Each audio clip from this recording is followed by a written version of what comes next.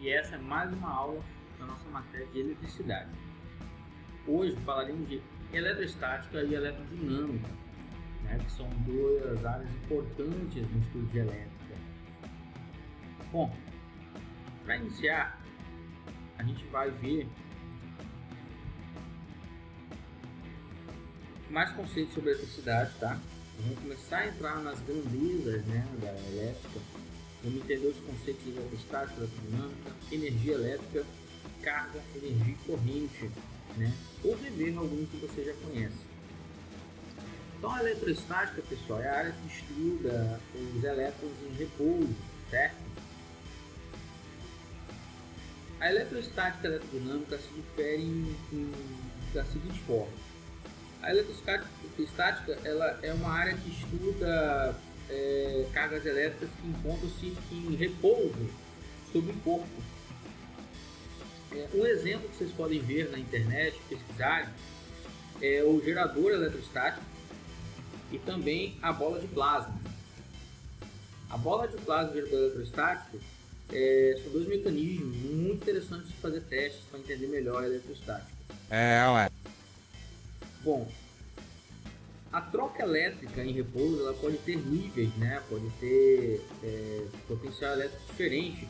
Quantos não já encostaram em algum mecanismo de ferro, alguma coisa condutiva e tomaram um choque rapidamente, mas aquilo não estava tão eletrificado ao ponto de você tomar um choque muito potente, né?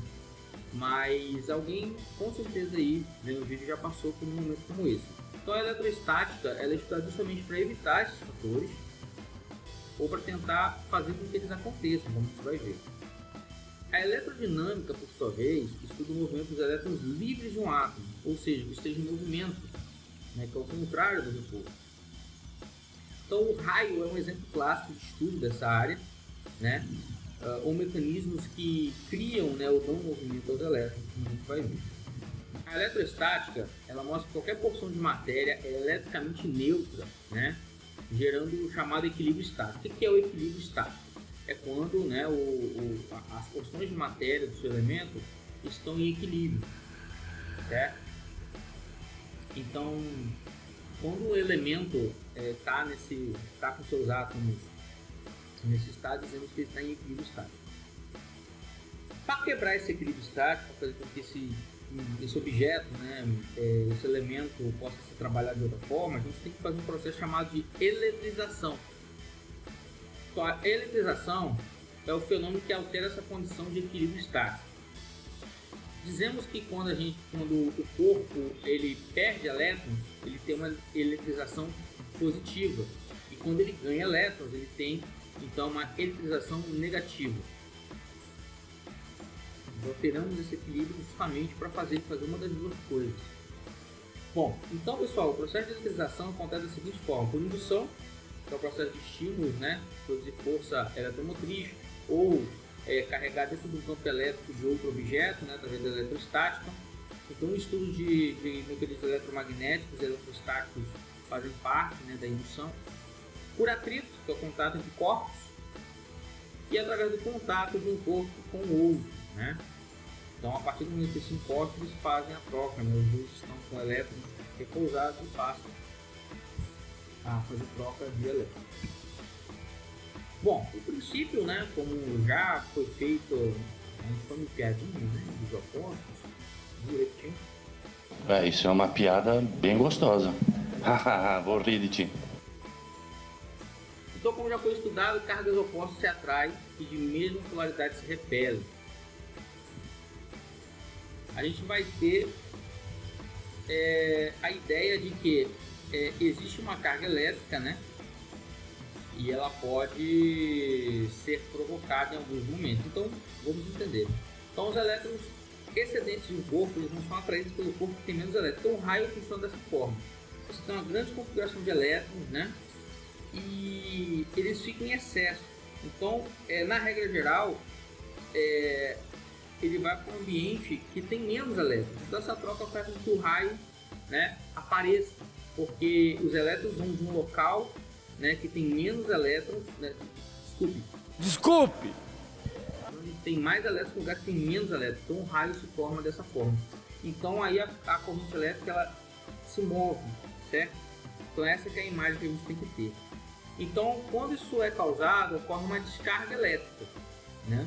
A gente pode fazer isso de forma proposital, como eu mostrei nas aulas anteriores do experimento da água. Eu posso fazer uma diferença de potencial nisso para que isso ocorra. E os raios são o maior exemplo disso, né? E faz essa troca pelo ar, né? Isso que é muito interessante também. Uau! E é preciso muita energia, pessoal, para provocar isso, né? Então, são poucos dispositivos que tentam criar isso de forma assim a realmente provocar um resultado maior, né? Então, os mecanismos eles tentam ser econômicos nesse sentido, porque controlar esse processo é um pouco difícil. Por isso que existe a eletrodinâmica, que é os estudantes, né, os cientistas tentam de fato criar formas de fazer um melhor controle disso aí. Enfim. Inclusive tem laboratórios que criam raios propositais e ver como que eles podem controlar a sua forma, sua direção e etc. Fica aí uma pesquisa para vocês. Então o potencial elétrico, né, nisso tudo, né, agora passando da eletrostática e eletrodinâmica, vemos o que são as duas coisas, vamos ver o que é o potencial elétrico então. Bom, se a gente pensar em coisas pequenas, a eletricidade está em tudo. Quando um mosquito te morde, você sente, gera uma pequena carguinha elétrica que faz esse impulso acontecer. Mas isso não é energia suficiente para você, né, eletrocutar o mosquito, nem para você ficar eletrocutado, é muito pouquinho. Aqui, por exemplo, tem... Só que a gente tem que entender que a eletricidade e a troca de elétrica está em tudo. E para executar trabalho, a gente precisa de um potencial, de uma potência, né, isso que faça com que a gente gere algum trabalho. Então, por exemplo, pessoal, para a gente poder levar água de um canto para outro, você precisa de muito mais energia do que mover um pequeno catavento, um motorzinho de carrinho de brinquedo. Então, de acordo com a força que precisamos fazer ou as unidades de trabalho necessárias, precisamos de um potencial elétrico adequado. Mas existe em tudo tem um pequeno potencial elétrico, só que alguns a gente desconsidera por serem muito pequenos ou não serem úteis para serem utilizados como trabalho, tá? Então, a energia potencial ou potencial elétrico é isso, é uma energia intensa que conseguimos retirar de corpos eletrizados e assim gerar algum trabalho. Então, geralmente a energia elétrica vai ser uma forma de energia que vai gerar uma outra forma de energia, né? Como eu já falei, energia química, energia elétrica, energia motriz, de energia elétrica para energia motriz, de energia motriz para energia química, etc, etc, etc. É hidroelétrica, então a força, né, bate nas turbinas. Então vocês vão ver que isso vai acontecer direto, tá? E a gente pretende gerar um potencial, né, nessas execuções que eu citei. E a definição dessa carga é uma definição elementar na área de elétrica, que é Q igual a NP vezes NE, onde Q é a quantidade de carga elétrica em um corpo, NP é a quantidade de prótons e elétrons. Essa função, pessoal, ela apresenta quanto que um elétron vale em prótons e elétrons. Não é muito comum usar essa função, melhor dizendo, não é qualquer área que trabalha no fundamento dessa função, né?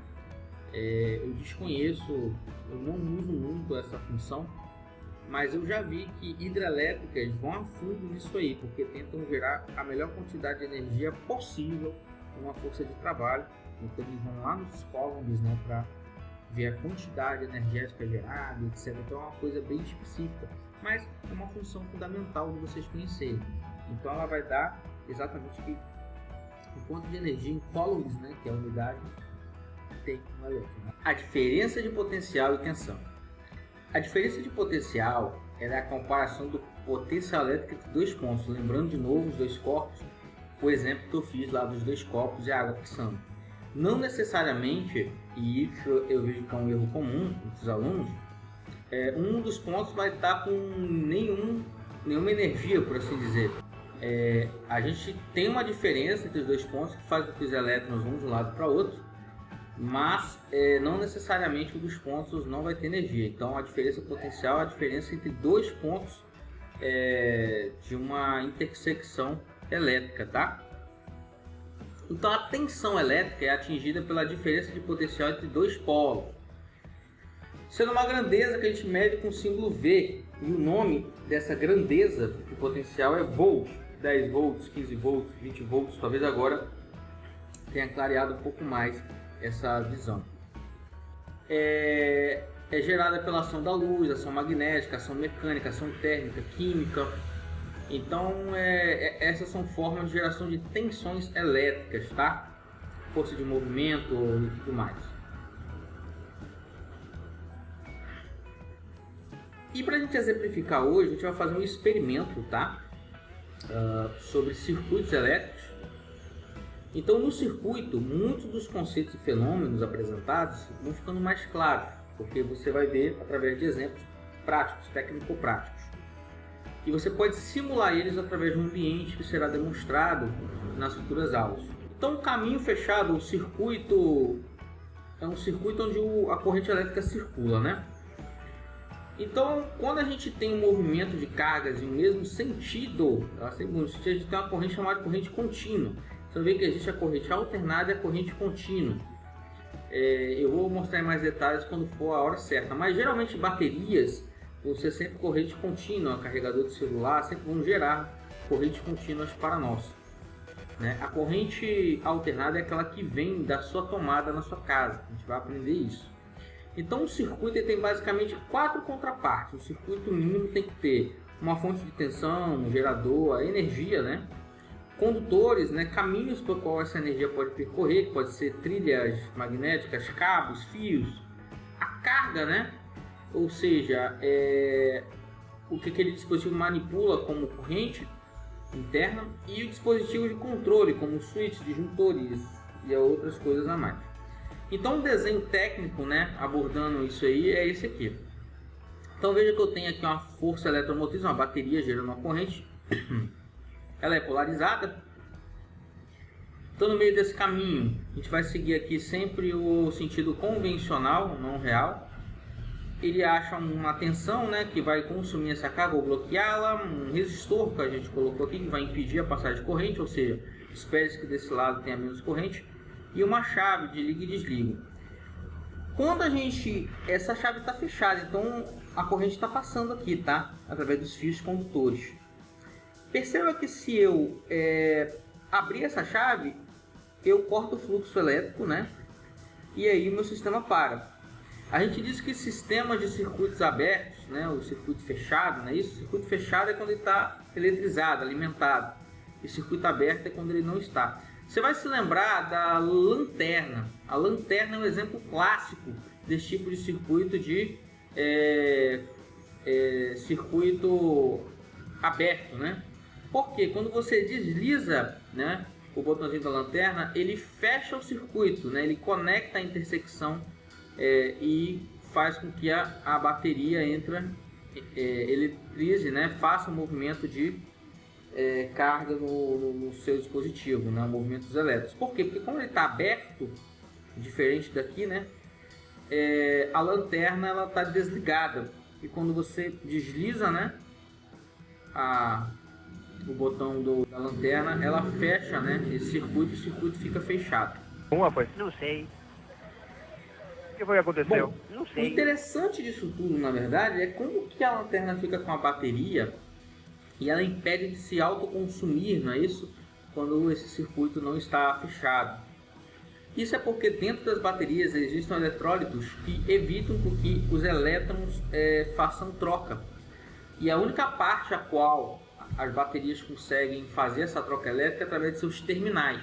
Então por isso que a gente só consegue fazer isso quando a gente liga a pilha nos devidos terminais polarizados, positivo e negativo, não é isso? Então a bateria ela tem essas partes químicas, né? E esses ácidos evitam que exista a troca de elétrons. Então esse desequilíbrio é o que a gente busca para uma bateria, para ela conter carga, né?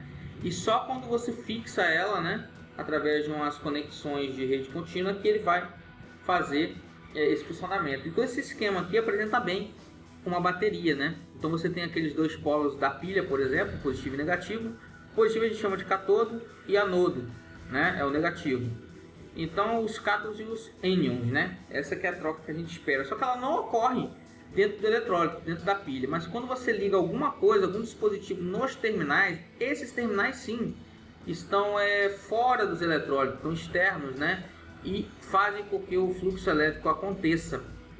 Agora a gente vai fazer um experimento do que foi falado na aula, né? Porque às vezes esses conceitos são um pouco confusos, né? Para você aprender na primeira vez. Como assim? Não entendi. Então a gente vai fazer um experimento e vamos depois finalizar essa pequena aula.